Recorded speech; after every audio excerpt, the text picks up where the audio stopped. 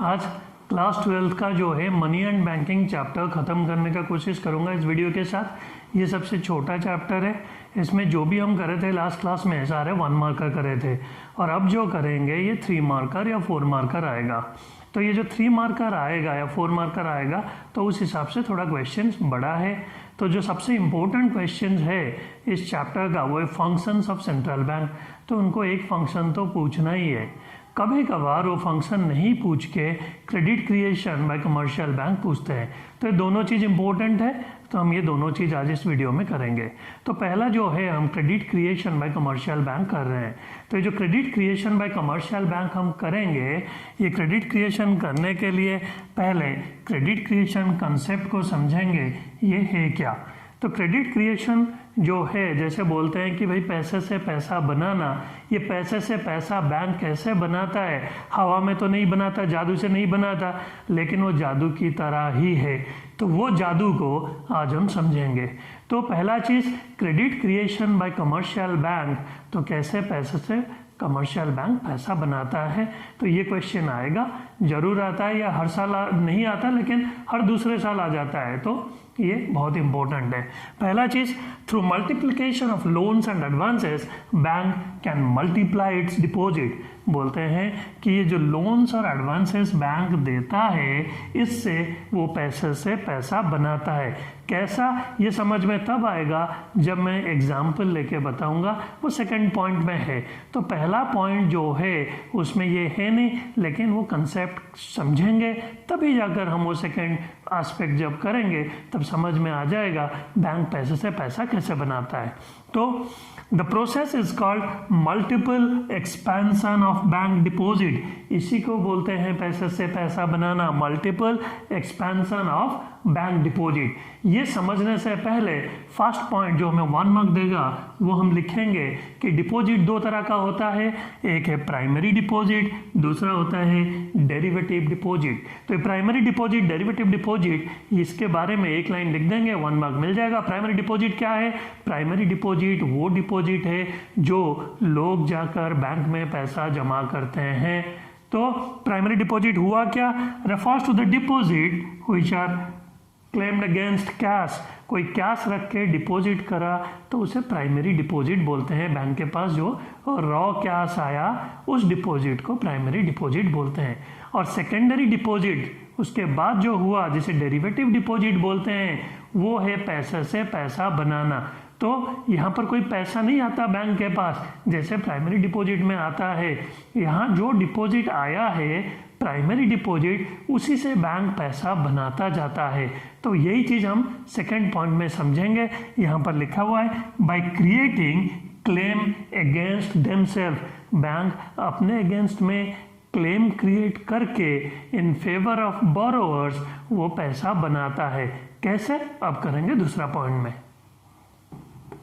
आप second point कर रहे हैं हम multiple expansion of deposit in a single bank economy. तो ये जो है यहाँ पे समझ में आएगा कैसे पैसे से पैसा बनाते हैं। तो ये multiple expansion of deposit in a single bank economy ये बताता है, सपोज एक कंट्री में एक ही बैंक है, सपोज एक जगह ले लेते हैं दिल्ली में एक ही बैंक है। जब एक ही बैंक है तो सारे लोग जाके अपना पैसा उसी बैंक में रखेंगे। तो ये एग्जाम्पल जो है हम इमेजिनरी फिगर्स लेके समझते हैं। तो एक ही बैंक है तो सपोज 100 करोड़ या 100 रुपीज़ हम जाके इस बैंक में डिपॉजिट किए। तो ये जो डिपॉजिट है इसे बोलते हैं प्राइमरी डिपॉजिट। ये रॉ कैश बैंक के पास आ गया। और रूल क्या है?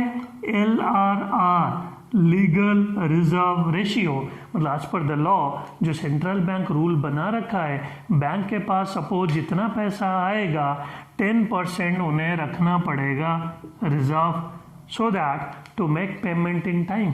जब भी कोई आएगा वापस घर नहीं जाएगा पैसे के बिना, इसीलिए रूल बन रखा है कि भाई मिनिमम पैसा जो है आज पर द लॉ उन्हें 10% रखना है। तो ये हो गया LRR, लीगल रिजर्व रेशियो। तो 100 में से 10 रुपया तो बैंक रख लेगा अपने पास। तो कितना लोन दे सकता है बैंक? जो है लेंड कर सकता है 90 रुपीज़। तो 90 रुपीज़ जो है ये जो रॉ कैश था इसमें से सपोज बैंक दिया ए को, तो ए को क्या दिया, एक डीडी दिया या एक चेक दिया, इशू करा, तो ये तो कागज़ का टुकड़ा है, तो ए वो लेके डालेगा कहाँ पे वो पैसा, ए क्या करा वो 90 रुपये को लेके उसी बैंक में ये ए का आ गया डिपॉजिट डाल दिया, तो ए का जो 90 रुपया तो वो आ गया बैंक के पास डिपॉजिट, लेकिन ये कैश नहीं है, ये तो एक पेपर क्लेम है, बैंक अपने अगेंस्ट एक क्लेम करवाया कि 90 रुपीज़ इसको देना है।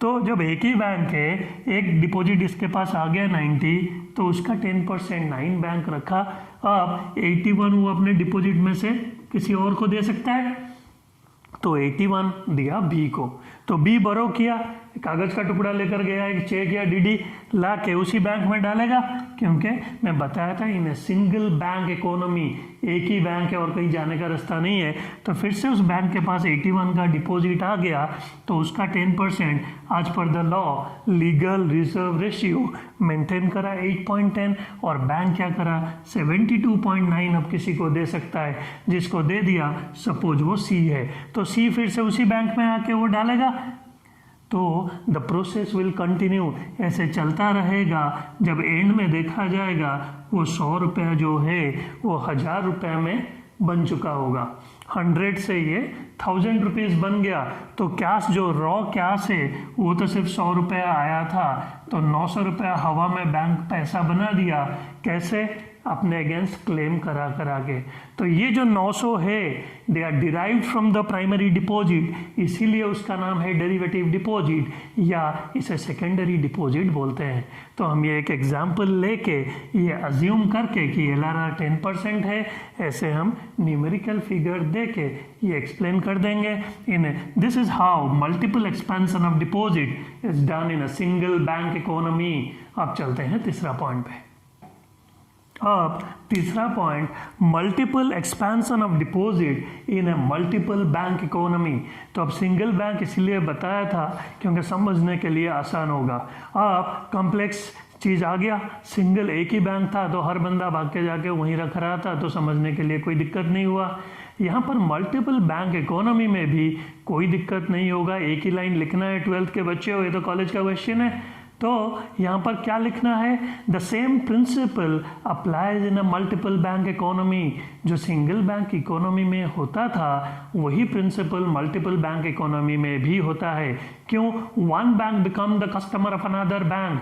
कॉन्सेप्ट समझाने के लिए, वो तो बस समझने के लिए है, लिखोगे तो एक ही लाइन। तो क्या है, सपोज ये वही दिल्ली का जगह ले लेते हैं एग्जाम्पल, या कंट्री का ले लेते हैं। यहाँ बहुत सारे बैंक है, ICICI, SBI, SDFC, standard chartered, Punjab national bank, so on, ऐसे कितने सारे बैंक है। लेकिन हम क्या करेंगे, किसी भी बैंक में चेक डालेंगे, किसी भी बैंक का हमें पैसा मिल जाता है। सपोज मेरा ICICI बैंक में अकाउंट है और मुझे कोई स्टूडेंट पैसा दिया कि भाई पंजाब नेशनल बैंक में उसका अकाउंट था, मुझे चेक मिला, मैं जाऊंगा उसे ICICI में डालूंगा और ICICI बैंक अकाउंट में पैसा आ जाएगा। तो सेम चीज़ हो रहा है यहाँ पर, बस जो एग्जाम्पल हमारा था कि 100 में से 10 रखे और 90 दे दिए, और 90 सेम बंदा जाके, ये सपोज ICICI है, वहीं पर रखता था। अब क्या होगा, अलग बैलेंस शीट बन गया, ये आ गया सपोज PNB, बंदा जाके PNB में डाला, PNB 9 रखा, 81 दे दिया, जिसको दिया वो जाके जो है PNB के जगह SBI में डाला, तो SBI में 81 आ गया, 8.10 तो 72.9। हम तो पढ़ाई कर रहे हैं कंट्री का, तो जब टोटल करेंगे कंट्री में सारे बैंक का जोड़ देंगे तो वही चीज़ हुआ होगा, 100 रुपया 1000 में बदल गया होगा। That is multiple expansion of deposit in multiple bank economy, because your one bank become the customer of another. तो सेम चीज़ हो रहा है, बस सारे बैंक का बैलेंस शीट अलग हो रहा है। तो ये तीसरा पॉइंट क्लियर हो गया होगा। अब चौथा पॉइंट करके क्वेश्चन को ख़त्म कर देंगे। तो अब हम कर रहे हैं last point, that is deposit expansion formula. तो ये जो डिपॉजिट एक्सपेंशन फॉर्मूला है, इसमें एक लाइन लिख दोगे, बस फॉर्मूला ही लिख दोगे, K is equal to 1/LRR। LRR बताया था लीगल रिजर्व रेशियो। K क्या है, कितना एक्सपैंड होगा, कितना मल्टीप्लाई होगा। यहाँ पर LRR हमारे एग्जाम्पल में 10% लिए थे, तो फॉर्मूला में डालो इज इक्वल टू 1/10%। 10% होता है 10/100, दैट इज 1 इंटू 100/10। जब ये आया आंसर 10 टाइम्स, मतलब तुम जितना पैसा रखोगे, हमारा एग्जाम्पल में हम 100 रुपया रख रहे थे, तो 100 रुपये का अगर पैसा आया बैंक के पास तो 100 इंटू 10, तभी हमारा आंसर 1000 आ रहा था, क्योंकि वो पैसा 10 टाइम्स मल्टीप्लाई हो रहा था। So this is all about credit creation of commercial bank.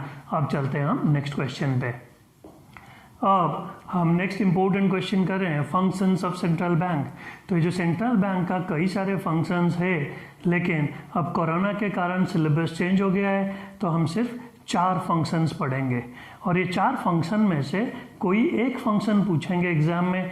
3 set है तो तीनों सेट में 3 अलग अलग फंक्शन आएगा, तो हमें चारों करना है। तो पहला चीज़, कौन सा फंक्शन तुम्हें करना है वो तुम्हें याद रखना है।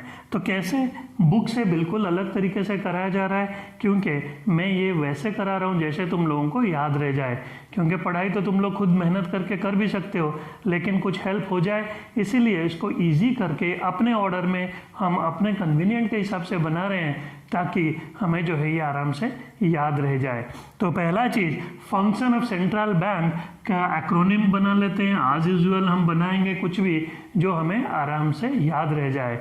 तो हम जो 4 फंक्शन करेंगे, ये हो गया 1 2 3, BIG बिग, बड़ा। बड़ा क्या, बड़ा सब लोगों को पता है, C, बिग C। भाई जो जैसे समझ लो, C का मतलब सबको पता है, ठीक है, तो ज़्यादा बताने की जरूरत नहीं है। C फॉर क्यूट भी हो सकता है, ठीक है। तो अब C फॉर कॉम्प्लेक्स भी हो सकता है, C फॉर कुछ भी हो सकता है, बाकी सब बच्चे समझदार हैं। तो अब ये बिग C करके सेंट्रल बैंक का हम चारों फंक्शन करेंगे। तो पहला चीज़ बैंकर्स बैंक, ये आ गया हमारा B में। तो ये जो बैंकर्स बैंक है, कमर्शियल बैंक को जो सेंट्रल बैंक जो है father of commercial bank regard किया जाता है। क्यों? क्योंकि बोलते हैं भाई ये कमर्शियल बैंक का बैंक है। ऐसे क्यों बोलते हैं? तो इसका हमें 3 मार्क का क्वेश्चन आएगा, तो इसलिए 3 पॉइंट बना दिए जो अपने हिसाब से हमें याद रह जाएगा। भाई बैंक मतलब पैसे से मतलब, तो पॉइंट भी ऐसे बना दिए, कैश बना दिया हम, CASH नहीं है क्योंकि 3 पॉइंट चाहिए, ठीक है। तो कैश करके याद रख रहे हैं। पहला C for clearing house facility. तो सेंट्रल बैंक एक ऐसा जगह है, एक सेंटर है जहाँ पे सारा कमर्शियल बैंक का चेक एक ही जगह पे क्लियर होता है। तो सिर्फ क्लियरिंग हाउस फैसिलिटी फंक्शन करता है, लिख सकते हो, 1 मार्क मिल जाएगा। दूसरा A for accept deposit. Commercial bank को अगर पैसा, हमें पैसा रखना होता है तो हम जाके सेविंग बैंक अकाउंट या करंट अकाउंट कुछ भी खोल के कमर्शियल बैंक में पैसा रखते हैं। कमर्शियल बैंक उसी तरह जाके अपना पैसा RBI में रखता है, सेंट्रल बैंक में रखता है और उनसे लोन भी लेता है। तो accept deposit from commercial bank and offer them loan. तो C भी हो गया, A भी हो गया। थर्ड वन इज S है सुपरवाइजरी रोल। तो फादर रिगार्ड किया जाता है तो सुपरवाइजर का काम करता है। क्या करता है? जो CRR और SLR जो मैं पढ़ा चुका हूँ, cash reserve ratio, statutory liquidity ratio, इनको रेगुलेट सेंट्रल बैंक करता है, कंट्रोल इन्हीं के थ्रू करता है। इन्हें कभी इंक्रीज करेगा, कभी डिक्रीज करेगा। तो यहाँ पे लिखा है change when required and it also ensure compliance to that change. और वो देखते भी हैं कि उस चेंज को कमर्शियल बैंक माने। तो ये वाला फंक्शन हो गया बैंकर्स बैंक। अब चलेंगे नेक्स्ट आई पे, जो है हमारा नेक्स्ट सेंट्रल बैंक का फंक्शन। अब हमारा आई से जो है इशू फंक्शन। इशू फंक्शन मतलब इस फंक्शन में ये बताया जाता है, सब लोगों को पता होगा, सारे बच्चों को पता होगा कि 2 रुपये ऑनवर्ड जो है reserve bank of India note issue करता है और 1 रुपये जो है वो मिनिस्ट्री ऑफ फाइनेंस करता है। तो ये जो फंक्शन है कि सिर्फ और सिर्फ रिजर्व बैंक की नोट छाप सकता है, तो ये जो है इसको जो है इशू फंक्शन बोलते हैं। They have the sole authority, मतलब they are the only one they can issue currency notes, इसीलिए इन्हें करेंसी अथॉरिटी इस फंक्शन को currency authority function of central bank भी बोलते हैं। दूसरा चीज लीड्स टू यूनिफॉर्मिटी, जब एक ही बंदा एक ही काम करेगा, एक जैसा करेगा, तो सारे नोट जब आरबीआई अकेला ही बनाएगा तो सारे नोट एक जैसे ही बनते हैं। So that brings uniformity in the currency. और तीसरा लाइन जो हम लिखेंगे वो है control over MS, again MSD नहीं, महेंद्र सिंह धोनी नहीं, एमएस हमारा मनी सप्लाई है, तो मनी सप्लाई को कंट्रोल जो है आरबीआई करता है।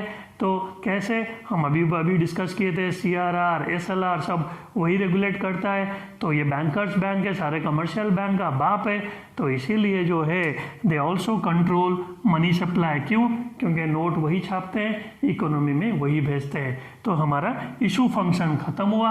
अब चलते हैं नेक्स्ट पे। अब हमारा तीसरा फंक्शन सेंट्रल बैंक का जो है बैंकर्स टू गवर्नमेंट, मतलब ये गवर्नमेंट का बैंक है। कैसे गवर्नमेंट का बैंक है?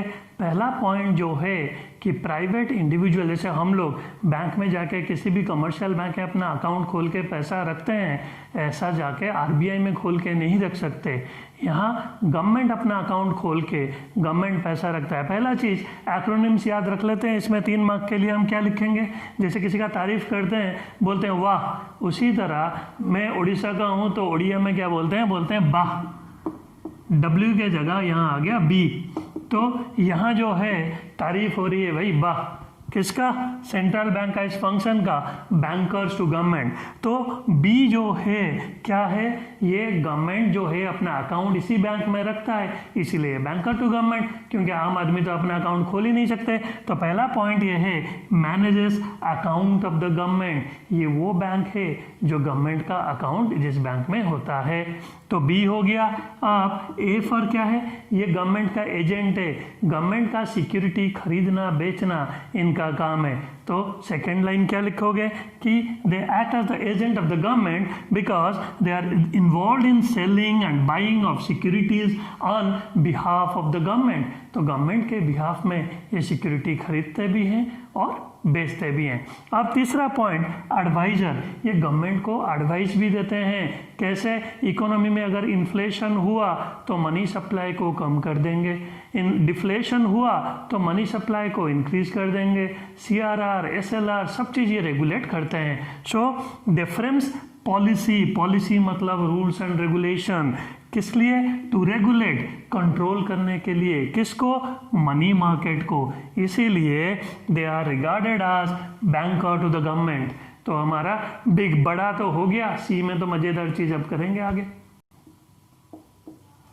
तो अब लास्ट पॉइंट सी, बिग तो हो गया, अब सी में तो सारे दिल्ली के बच्चों को पता ही है, वो आराम से याद रख लेंगे। तो ये जो है कंट्रोलर ऑफ क्रेडिट, ये कंट्रोलर ऑफ क्रेडिट क्या है? जो मार्केट में पैसा उधार जो उस कमर्शियल बैंक देता है उसको कंट्रोल आरबीआई करता है। कभी रेट ऑफ इंटरेस्ट बढ़ा के, कभी सीआरआर चेंज करके, कभी एसएलआर चेंज करके, कभी मार्जिन मनी चेंज करके। ये सब डिटेल में हम और एक चैप्टर है इनकम एंड एम्प्लॉयमेंट, उसमें पढ़ेंगे। तो इसीलिए जो है कई बुक में जो है ये वाला पॉइंट को जो है बैंकिंग चैप्टर से हटा दिए हैं। तो ये वाला पॉइंट हम कर लेते हैं। कंट्रोलर ऑफ क्रेडिट, पहला चीज they control the supply of credit. कैसे? Through changing the CRR and SLR, CRR और एसएलआर को चेंज करके। दूसरा जो लिखेंगे अभी पिछले पॉइंट में डिस्कस किए थे वही लिख देंगे। अगर इन्फ्लेशन होता है तो मनी सप्लाई को कम कर देते हैं, अगर डिफ्लेशन होता है तो मनी सप्लाई को इंक्रीज कर देते हैं। So this is all about the functions of central bank जो इस साल की सिलेबस में है। तो अब ये वीडियो ख़त्म हुआ। तो वीडियो आने में थोड़ा सा लेट हो गया, लेकिन आप लोग सब्र रखिए। जितना फ़ोन आया मुझे वीडियो नहीं आ रहा है बोल के, तो मुझे भी थोड़ा बुरा लगा, लेकिन जब ये वीडियो देखोगे तो मैं पता चलेगा कि खुद पढ़ने में या किसी और से पढ़ने में या बुक से पढ़ने में ये वीडियो कितना हेल्पफुल है। ये जो एक बार सुन लिया या देख लिया उसे पढ़ने की और दोबारा ज़रूरत नहीं है, उसकी मेहनत ऑलमोस्ट आधा हो जाएगा। क्यों? क्योंकि इसके साथ साथ याद भी रह जाएगा। तो थैंक यू, और ये वीडियो शेयर ज़रूर करिए। सब्सक्राइब और लाइक तो हो रहा है, शेयर करके जितना ज़्यादा लोगों को पहुंचाओगे उतना जल्दी हर सब्जेक्ट का वीडियो आएगा, ताकि मोटिवेशन मिलेगा कि ज़्यादा बच्चों का फ़ोन आ रहा है। Thank you.